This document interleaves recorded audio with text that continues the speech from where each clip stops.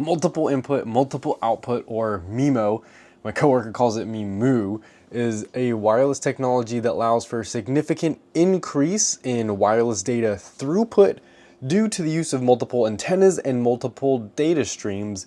Is this true or is this false?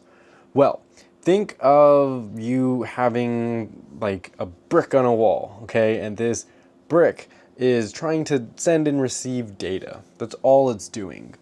Well, it only has one way to just do that back and forth.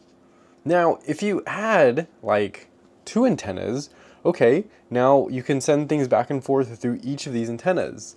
And let's say, okay, you add two more antennas, right? You have multiple inputs and multiple outputs, which means data can travel faster from those bottom antennas because it's not being clogged up, since we also have those two top antennas. So the more antennas, you're able to transmit data more. That's how I like to think of this question. That's how I like to think of multiple input, multiple output, and that would be the answer for this problem. Multiple input, multiple output, it's a wireless technology, and it allows for a significant increase in wireless data due to the multiple antennas and multiple data streams. So it'd be true here.